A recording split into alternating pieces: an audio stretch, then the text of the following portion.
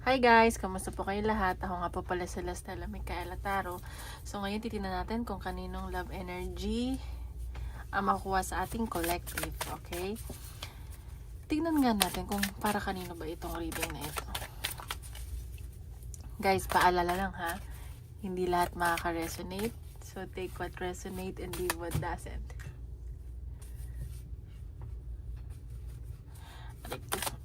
Salamat po pala sa mga sumusuporta sa aking channel. Wait lang. Kaninong energy ba?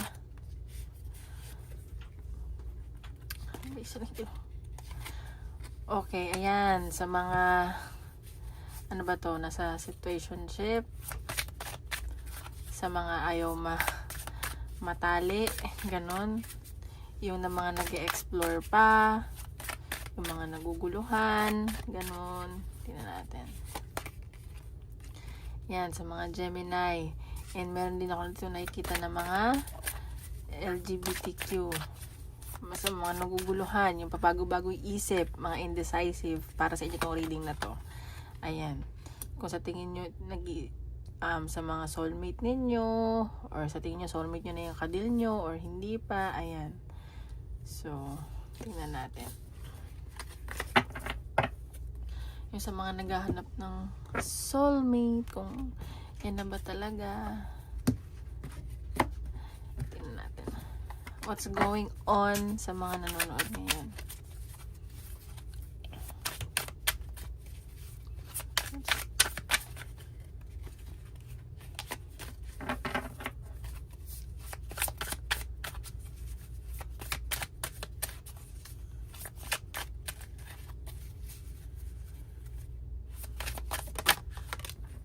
Haunted.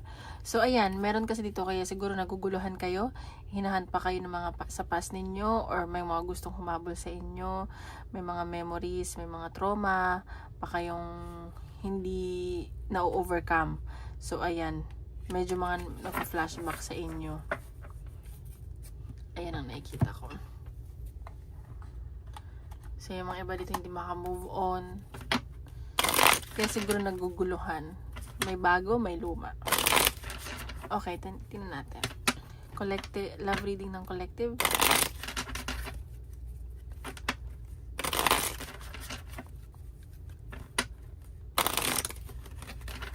Oopsie.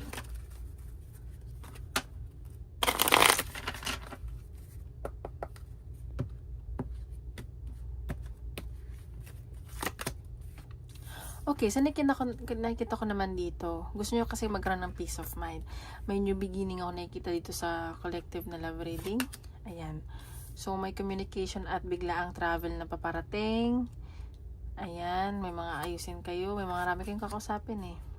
Ayan, so nakikita ko naman, punong-puno ng pagmamahal dito sa connection ng person nyo. Mahal mo, mahal ka niya. And so nakikita ko lang medyo pagod sa trabaho. Ayan o. Mahal yung isa't isa. So nakita ko may celebration na paparating, baka may darating na anniversary, may magbo-birthday, or may pinaghahandaan kayo dito. Oh. Okay, so may malaking perang involved kayo ng person mo, lalabas kayo ng malaking pera, at sa nakita ko may malaking pera din na paparating sa inyo. Ayan, sa matutuwa kayo, may celebration, may mga delays lang, pero ayan.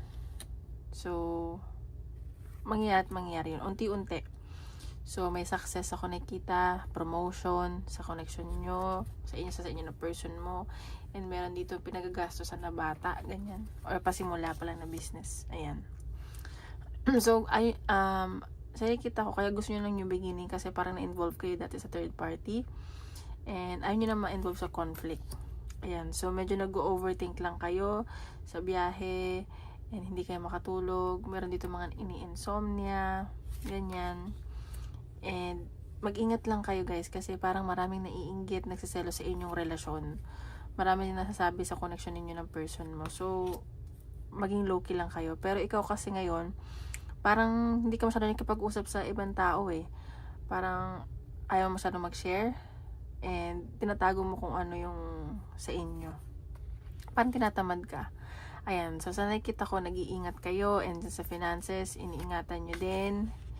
And kasi baka lapitin kayo ng utang, baka may mga nangutang sa inyo, ganyan.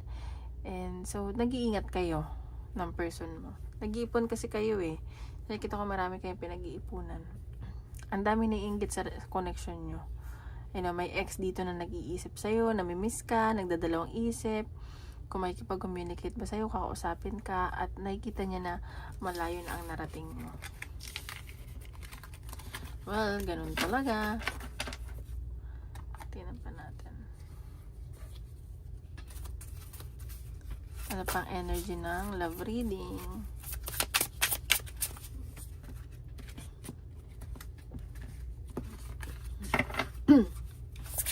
Energy ng love reading. Ano pang papasal? Halo. A halo of light surrounds your world together. Sa nakikita ko dito, loyal tong taong to sa'yo. And sa nakikita ko, gusto mo rin na maging loyal. Medyo ang dami lang bumabagabag sa isip mo, sa damdamin mo, siguro yung pressure sa paligid, ganyan. And sa nakikita ko, kahit na pinag-uusapan yung relasyon nyo, divinely guided yung connection nyo. Kaya huwag ka mag-alala kung maraming tao na nagwi-wish ng hindi maganda sa inyo. Huwag kayong mag-alala kasi andyan si universe sa inyo. Huwag nyo na lang patulan, huwag nyo pansinin, huwag kayong magre-react. Kasi alam mo yun, pag maraming inggit, alam nyo na, ang daming sasabihin, ganun. So, tingnan natin. Ano ba ang nafe-feel sa'yo ng person mo?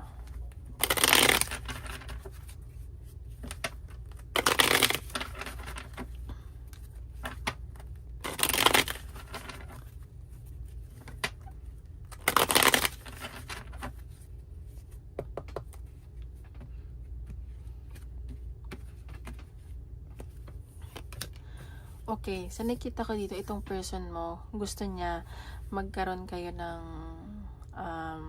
stable na life, na business. Baka yung person mo nag-iisip ng business. Pinag-aaralan niya din yung connection nyo, yung future nyo. Ang dami niyang pangarap para sa inyo. Ang dami niyang ideas na gustong i-share sa'yo. And sa nakita ko, gusto talaga niya magkaroon ng new beginning sa inyo. Ang dami niyang gustong gawin. Ayan no, mahal na mahal ka talaga nito. At nafe-feel niya na mahal mo siya. And sa nakita ko, nagkakaintindihan kayo, may compromise, and it's just like that sometimes may misunderstanding, may mga gusto ka na ayaw niya, hindi siya agree, or siya, ganun. Kaya siguro nakikita ko dito nakikita ka niya na parang hesitant pa sa connection nyo. Pero nandun yung love, di ba? And sa nakikita kasi niya na ang daming nagkakagusto sa'yo, ang daming na-attract. Maganda at gwapo ka siguro. Ang daming kumukuha ng attention mo eh. Maraming gustong kumuha ng attention mo. At sa nakikita ko dito is mas ka siguro sa kanya, successful. Mas angat yung posisyon mo sa trabaho. Ganyan. And sa nakikita ko, may pag-uusapan kayo. Makikipag-communicate tong person mo. At tuloy-tuloy yung maayos na communication nyo, and kakausapin niya na siguro maglaylo ka muna sa mga kasama mo, or sa mga, kasi parang marami nagkakagusto sa'yo eh, and may pag-travel ako nakikita sa inyo. Ayan o. So gusto niya mag-travel kayo around the world, and nakikita kanya kasi din someone na parang isip bata, parang super jolly, ganun. Ayaw niya masyado na nakikipagsama ka sa iba, or nakikipaghalupido masyado, ganun. Ayan, so, itong person mo, binabalanse kasi nito yung finances niya. Alam mo yun, ang dami niyang ginagastusan, and kailangan niya ng understanding mo. Ayan, so, itong taong to, nag-overthink sa'yo, sa connection nyo, and sa nakikita ko, hindi din to makatulog. Palagi ka nitong iniisip. Ayan, see? Gusto talaga niya maging stable for you. So, kaya siguro talaga hesitant. Hindi naman hindi okay. Parang, ang dami pa kasi niya responsibilidad. Maybe sa family niya, parents niya, kapatid, sibling. Ayan. So, meron pa siyang pinagagastusan. Kaya siguro yun. Ayan no, kakasabi ko lang. So, hindi okay yung finances nitong person mo. So, kaya siguro nahihiya to sa'yo. Ayan. Pero, sinasabi dito, chine-cheer up mo siya, kaya nabubuhayan siya. alam mo yan, nai-inspire siya, ini-inspire mo siya, na kahit ganun lang siya, okay lang sa'yo, which is good. So, gagawa to ng action para maging more successful sa buhay, mabigay lahat ng gusto mo. And sa nakita ko, nandun talaga yung pagiging passionate niya sa'yo, sa connection nyo. Ayan no, super happy nitong taong to. And gusto ko na ito ng pakasalan. And sobrang patient nitong taong to. As in, stable. Siguro earth sign yung kadil mo. Ganyan. Or air sign, mga balanse. Tingnan natin. Anong nafe-feel mo sa person mo?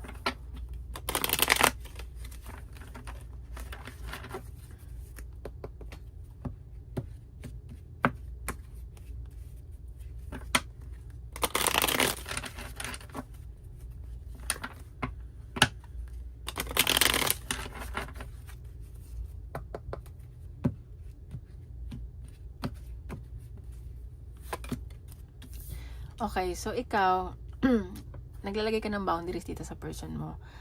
Alam mo, marami nagkakagusto sa'yo, maraming tukso. Pero gusto mo kasi mapag-isa eh. Alam mo yun, alam mo sa sarili mo na maganda ka, gwapo ka. Pero binabalanse mo ang sitwasyon ninyo ng person mo.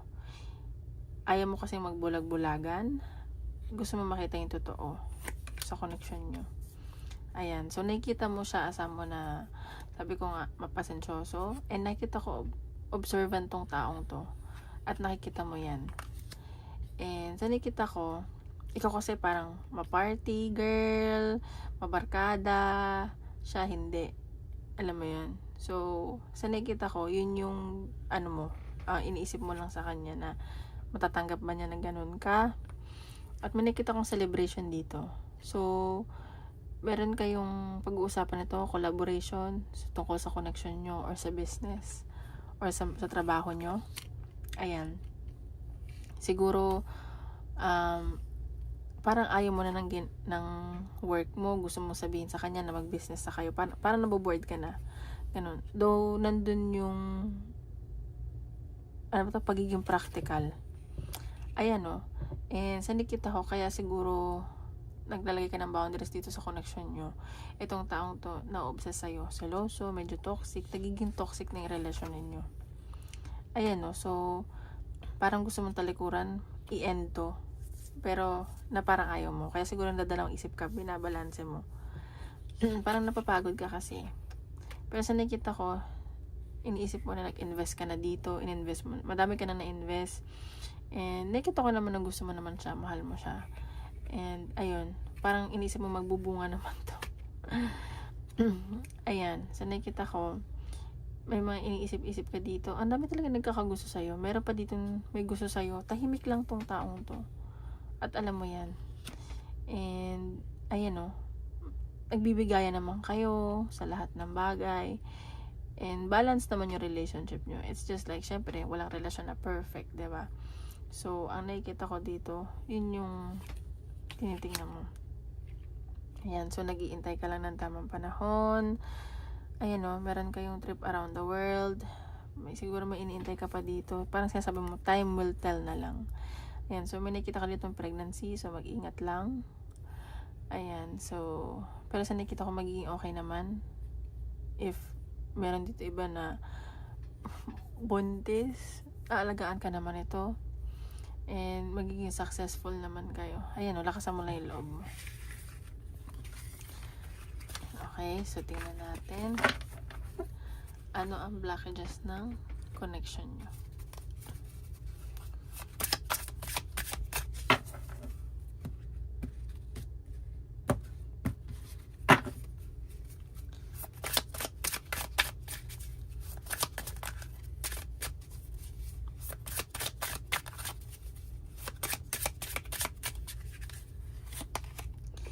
Bare minimum. You deserve flowers, not confusion. Worthiness, love, standards. So, ang sinasabi dito, ang blockages na nakikita ko, baka masyado kang picky, nag-e-effort tong taong to, pero alam mo yung naghihiling ka ng bigyan kanya ng flower, pero hindi mo nakikitaan. So, parang may mga hinahanap ka sa kanya na hindi naman ganun yung love language niya. Ganun yung blockages na nakikita ko sa connection. So, which is hindi maganda. So, iba-iba ang love language ng tao. Kailangan natin tanggapin yun. At kung mahal mo isang tao, tanggapin mo. Yes, we should know our worth. Pero, tingnan mo din yung ibang effort niya. Pero kung di talaga siya nag-e-effort, edi, wag na. Diba? Ano na lang yun. Tingnan pa natin. Ano pa ang energy nitong connection.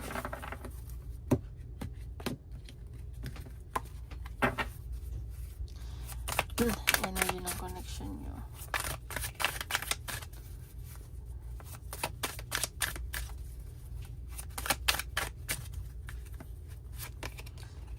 The blues, scared, heavy emotion, mental distress. So, sa nakikita ko dito, ikaw kasi nag-overthink, ayun o, parang you feeling blue, parang may kinakatakutan ka rito sa connection nyo.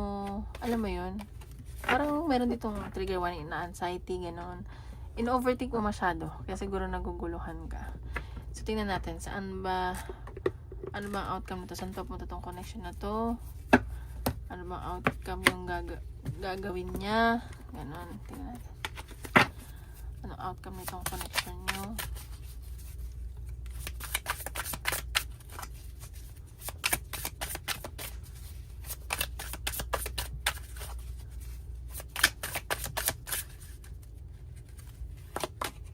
Justice. So, sa nakikita ko dito, babalansahin nyo. At kung marami man nga naiinggit sa connection nyo, divinely guided kayo, babalik sa kanila yung mga pinag-uusapan nila, yung mga paninira nila sa inyo. Ayun, magkakaroon ng hustisya dito sa connection nyo. Ay.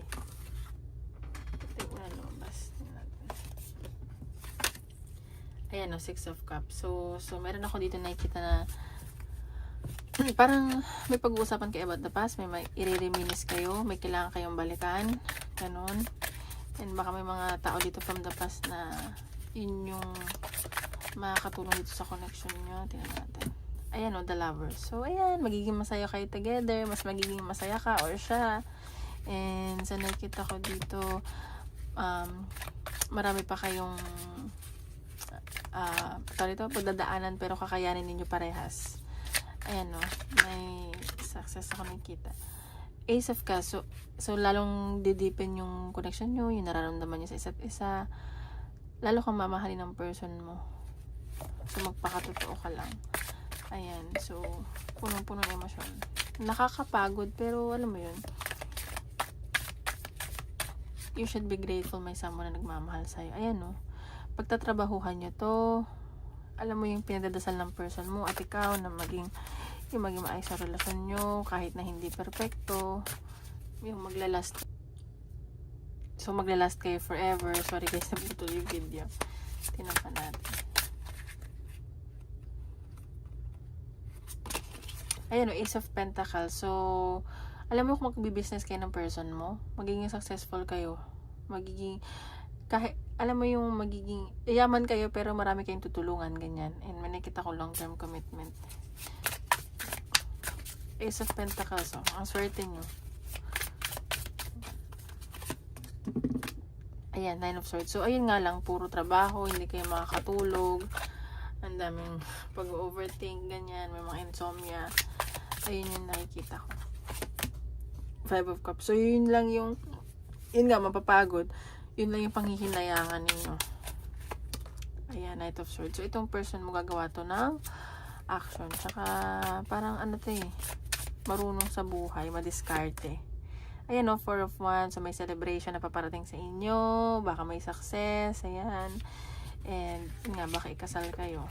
So, maraming yung mga naiinggit sa inyo, huyo kayo. Mga ganon. So, tingnan pa natin ano ang love message ng universe.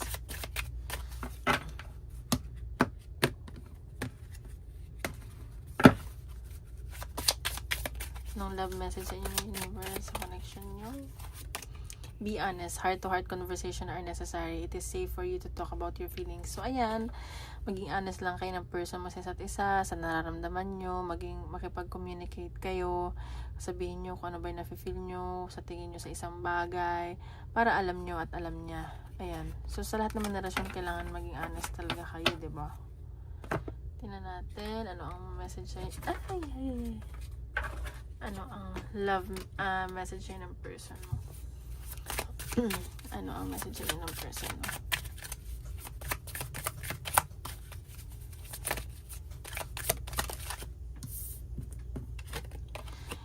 You're everything I want and need. So, ayan, talagang mahal ka nito.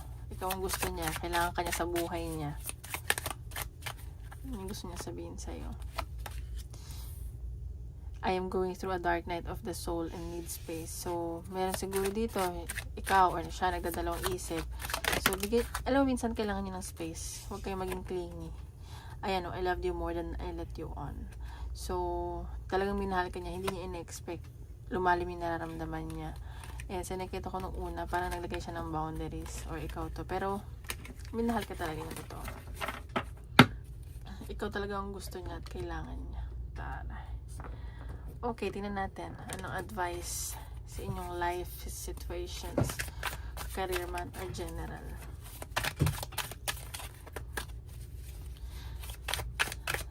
Life advice. Be here now. Practice mindfulness to be present in the moment and gain insight. So, sinasabi dito, maging mindful ka sa kung ano man yung sitwasyon mo, nakapaligid sa'yo, career man to, in family, in general, kaibigan. And, alam mo yun, huwag ka masyadong mag-overthink in the future, kalimutan mo na yung past. Mag-focus ka sa kung anong meron ngayon, sa kung anong sitwasyon mo ngayon. Tingnan natin.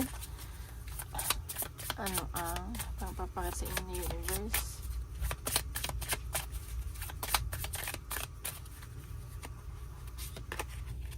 Done is better than perfect. So, sinasabi dito, kung may gagawin man kayo sa lahat, sa career, sa business, sa life, sa love life, sa family, do it now. Huwag na kayong mag-antay. Don't wait till it's perfect. Alam mo yun, baka may gusto kayong gawin, kinakatakot nyo, nag-overthink kayo. Alam mo yun, do your best. Huwag nyong isipin na kailangan ganito. Kasi universe or God will do the rest. Ganun lang yun. Put everything with love. Ilagay nyo yung puso nyo sa ginagawa ninyo. Okay, magtanim ng galit, ganyan. Okay. Life advice. Lucky number. Spiritual awakening 77. You're on the right path. You're spiritually evolving and aligning with your higher purpose. So, ayan, baka nagkakaroon ka ng spiritual awakening and, ayan, nasa right path daw kayo. So, huwag na kayo mag-overthink dyan and ina-align lang ni Lord at ni Universe ang purpose niyo dito sa mundo. So, ayun lang guys. Maraming salamat po. Tomorrow ulit.